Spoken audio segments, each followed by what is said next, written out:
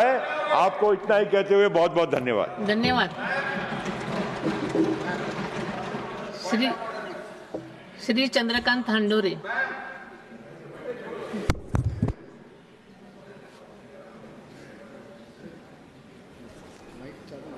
Madam, आपका बहुत आभारी हूँ, मुझे बोलने का मौका दिया। हमारे नेता खरगे साहब, इनका भी आभारी हूँ। मैं इस बजट के बारे में मेरे कुछ शब्द रखना चाहता हूँ और ये मेरा मिडन स्पीच है, पहला स्पीच कर रहा हूँ।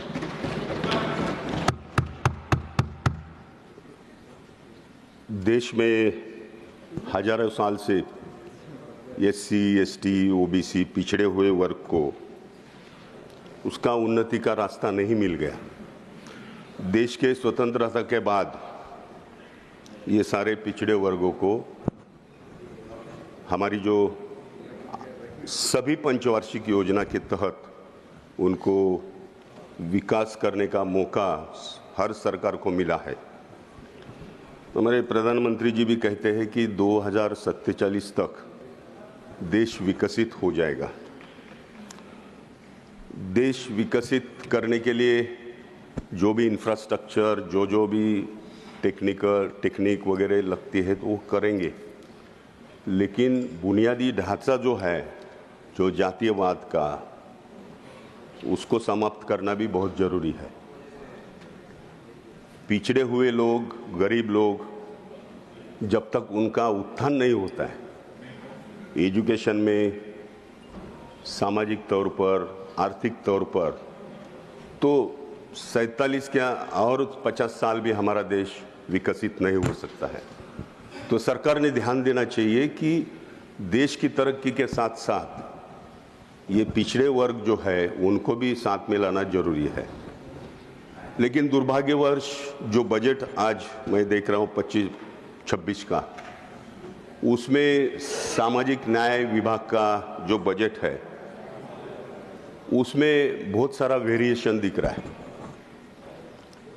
हालांकि 2011 की जो संख्या है एससी की वो 16.6 है, उसके बाद में एसटी की संख्या 8.2 है, ओबीसी की संख्या जो मंडल कमीशन की सिफारिश के माध्यम से 52% होना चाहिए, लेकिन उसको छोड़ दीजिए, एटलीस्ट 27% तो होना चाहिए, वो नहीं है। डी नोटिफाइड एरिया में रहने वाले लोग, नोमैडिक ट्राइब्स, ये सारे लोगों की संख्या 7% है। ये कुल मिला के आंकड़े हम देखेंगे तो वो 70 के ऊपर जाते हैं।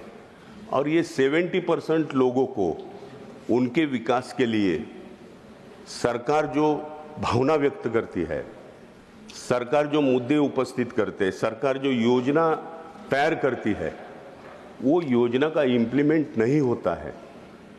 उनके लिए जो प्रावधान किया जाता है वो भी नहीं होता है। 2005 में नेशनल डेवलपमेंट काउंसिल की एक मीटिंग हुई, पंतप्रधान मनमोहन सिंह साहब थे, उसके नेतृत्व में मीटिंग हुई है। उसमें कहा गया था कि एससी, एसटी, ओबीसी इनके पॉपुलेशन के अनुसार उनको निधि देना चाहिए सामाजिक न्याय विभाग ने। फिर 2010 में प्लानिंग कमीशन ने डॉक्टर नरेंद्र यादव के माध्यम से टास्क फोर्स तैयार किया, उसमें भी यहाँ कहा गया कि पॉपुलेशन के हिसाब से इनको परसेंटेज देना चाहिए।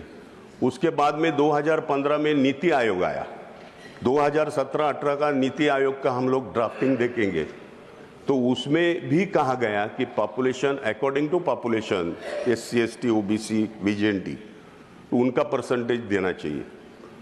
अभी ये साल का मोटा मोटी अगर अर्थ संकल्प देखा जाएगा तो 50 लाख करोड़ का अर्थ संकल्प है। तो ये अर्थ संकल्प के हिसाब से हम देखेंगे तो 16.28 एससी को मिलना चाहिए, 8% एसटी को मिलना चाहिए, 27% ओबीसी को मिलना चाहिए, लेकिन दुर्भाग्यवश ऐसा नहीं हो रहा है। चलो हम उनको भी छोड़ देते हैं। हमारा कहना है कि नीति आयोग ने इस वर्ष 2,30,000 करोड़ रुपया सामाजिक न्याय विभाग को देने का सिफारिश किया। वित्त विभाग ने ओनली 62,000 करोड़ सामाजिक न्याय विभाग को दिया। कहा कि हम लोग 1,68 करोड़ हम बजट देंगे, 2 लाख आउट ऑफ 2,30,000 168 देंगे, लेकिन वो भी दिया नहीं। उसके बाद में 62,000 दिया, उसमें भी और वेरिएशन किया गया कि सामाजिक न्याय, आज देश भर लोगों को सामाजिक न्याय यही डिपार्टमेंट मालूम है, तो लोग उसकी तरह अपेक्षा से देखते हैं कि ये विभाग से हमको हमारे विकास के लिए संधि मिलेगी। लेकिन इसके साथ साथ आप देखेंगे कि ये डिपार्टमेंट के साथ और 26 डिपार्टमेंट इनको कंसर्न डिपार्टमेंट बना गया। वो मैं समझता हूँ कंसर्न डिपार्टमेंट का। तो 62,000 करोड़ जो प्रावधान किया गया है, उसमें से खाली 13,000 करोड़ रुपया सामाजिक न्याय विभाग को दिया और 49,000 ये कंसर्न डिपार्टमेंट को दिया गया। आज देश भर के पूरे स्टेट में बोम्बा बोम चल रहा है। हर वहाँ के लोग बोलते हैं कि हमारा पैसा लैप्स होता है, हमारे डिपार्टमेंट का पैसा योजना नहीं बनाने के वजह से ही पैसा लैप्स होता है।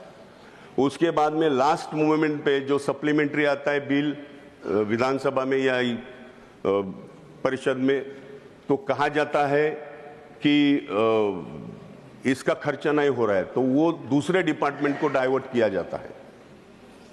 तो लोगों के बीच में असंतोष है।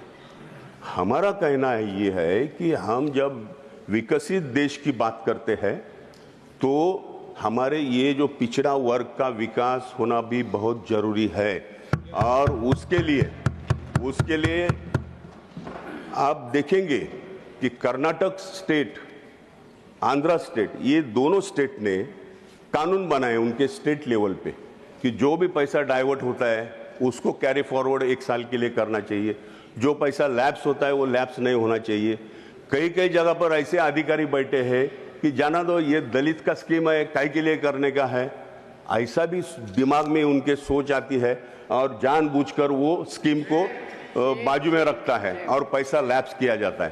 तो ऐसे अधिकारियों के ऊपर कड़क कार्रवाई हो, उसको सस्पेंड किया जाएगा, उसको 3 साल की सजा होनी चाहिए और कोई भी हालत में ये पैसा डाइवर्ट नहीं होना चाहिए। ऐसा प्रावधान मैं विनती करूंगा सभागृह को, सरकार को, कि केंद्र सरकार के स्तर पर ये कानून लाना चाहिए और पूरे देश भर के जितने भी स्टेट है उनको ये कानून लागू किया जाना चाहिए, ताकि हमारे ये जो सामाजिक न्याय का जो सामाजिक न्याय है वो सबको मिलेगा। क्यों आज हम 75 इयर्स संविधान का अमृत महोत्सव सेलिब्रेट करते हैं। सभागृह में सभी नेताओं ने अच्छे स्पीच दिए, बहुत बड़े पैमाने पर कार्यक्रम हो रहे हैं।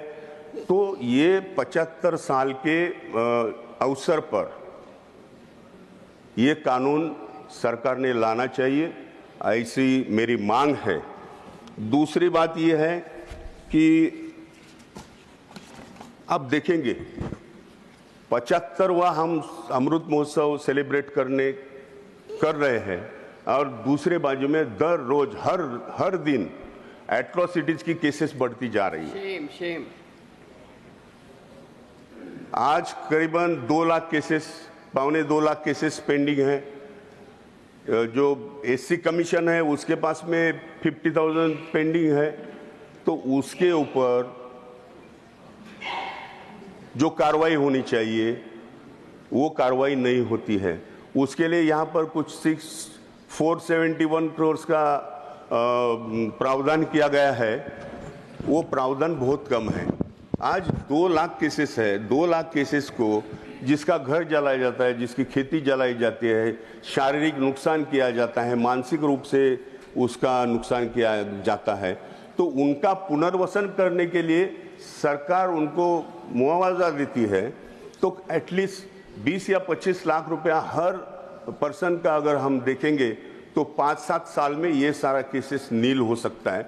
उसके लिए 5,000 करोड़ का प्रावधान ये बजट में करना चाहिए, ऐसा मुझे लगता है। मैंने एक बात भूल गया मैं कि जो 26 डिपार्टमेंट है और सामाजिक न्याय विभाग है उसको एटलीस्ट 50% ये 50% सामाजिक न्याय विभाग को बजट देना चाहिए और 50% बजट बाकी डिपार्टमेंट को देना चाहिए। जो एससी के और एसटी के ओबीसी के लोगों को मददगार हो सकती है, ऐसी योजना बाकी डिपार्टमेंट के पास में भी है।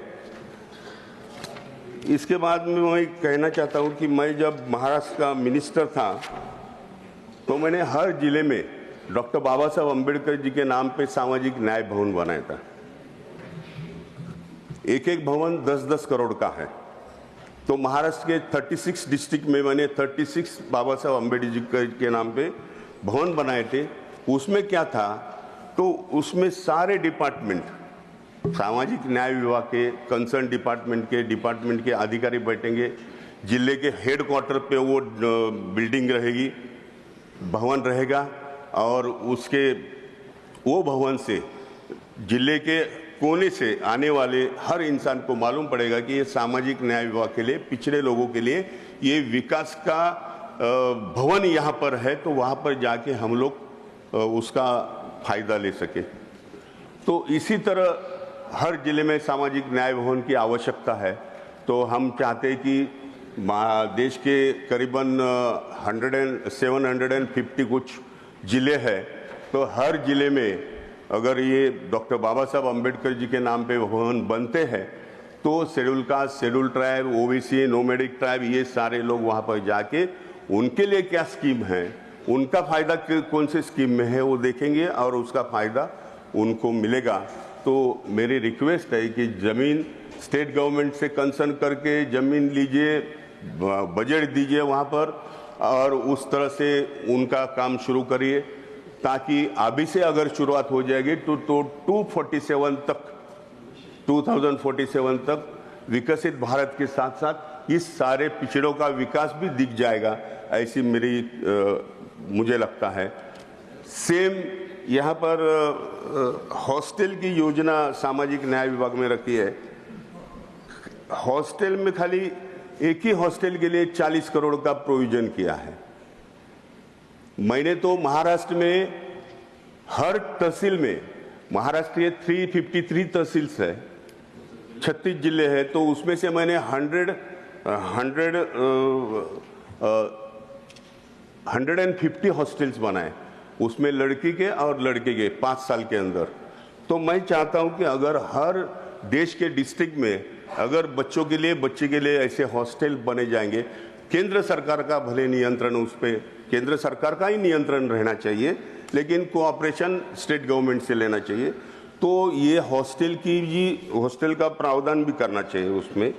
दूसरा ये स्कीम है, एससी समुदाय के छात्रों को गुणवत्तापूर्ण शिक्षा प्रदान करने के लिए उद्देश्य से यह योजना चलाई जाए।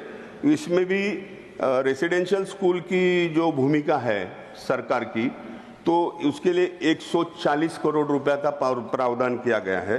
तो मैं चाहता हूँ एटलीस्ट एक जिले में एक तो रेसिडेंशियल स्कूल करे। अभी एक गांव के माँ बाप बच्चों को छोड़ के दूसरे जिले में जाके नौकरी यानी रोजगार जो भी मिलता है करते हैं, बच्चों की तरफ देखने को उनको मौका नहीं मिलता है। इलेक्ट्रिसिटी बढ़ रही है, मतलब साक्षरता का प्रमाण उससे कम हो रहा है, तो बच्चों को वो रेसिडेंशियल स्कूल में, स्कूल भी वहीं पर, उनका हॉस्टल भी रहे वहीं पर, उनका खान पान और सारा जो प्रबंध है वो एक कॉम्प्लेक्स में हो जाना चाहिए। इसके लिए ये पूरे देश भर ये रेसिडेंशियल की योजना भी करनी चाहिए, ऐसा मुझे लगता है। दूसरा ये है कि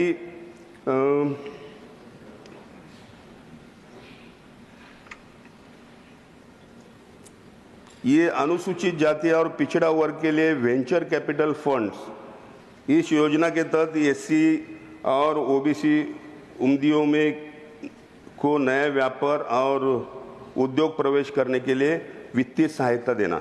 अभी इसके लिए वेंचर कैपिटल फंड का निर्माण करना चाहिए, ऐसा वित्त विभाग का कहना है। मैं चाहता हूं कि यहाँ पर हजारों करोड़ रुपया सामाजिक न्याय के लिए या बाकी डिपार्टमेंट के लिए आप खर्चा कर रहे हैं, तो वाई हम वेंचर कैपिटल क्यों खड़ा करें? सामाजिक न्याय विभाग ने पैसा देना चाहिए, उसके लिए हजारों करोड़ देना चाहिए। जब हम बोलते कि हम स्टार्टअप इंडिया करेंगे, हम मुद्रा लोन देंगे, हम बाकी की योजना लाएंगे, तो SC, ST, OBC और VGNT के लोगों के लिए ये भी जरूरी है। जब मैं मिनिस्टर था तो मैंने करीबन 400 के ऊपर जो SC, ST के कार्यकर्ता है, SC, ST के लोग हैं, उनको 7-7 करोड़ रुपया देके मैंने उनके फैक्ट्री का सेटअप किया। मागास वर्गीय औद्योगिक संस्था बोल के उनके नाम पर उनकी संस्था बनाई थी और उन्हें 7-7 करोड़ रुपया वहां पर दिया गया था।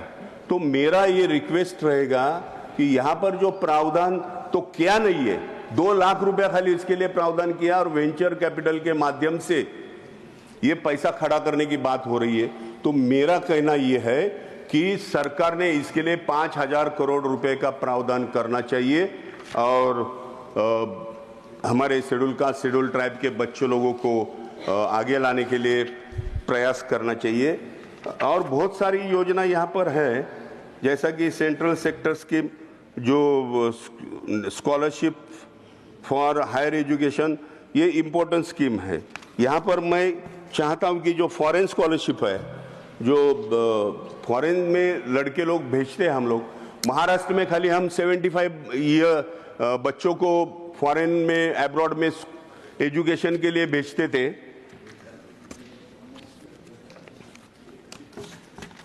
और देश भर में 125 बच्चों को भेजने के प्रोविजन इसमें है। तो मैं चाहता हूं कम से कम देश भर से 1000 बच्चे फॉरेन स्कॉलरशिप के माध्यम से एब्रॉड में एजुकेशन लेने के लिए, चाहे वो एकेडमिक एजुकेशन हो या प्रोफेशनल एजुकेशन हो, उसके लिए पोस्ट ग्रेजुएशन के लिए उनको वहाँ पर भेजना चाहिए। ऐसे मेरी मांग है। ये बहुत सारी बात मैं आपके सामने रखा हूँ। मैं चाहता हूँ कि हमारे फाइनेंस मिनिस्टर इसके ऊपर गौर करें और 2047 में जब विकसित भारत की बात होती है तो साथ साथ ये सारे समूहों का भी विकास हो जाना चाहिए। ये मेरी मांग है। Thank you.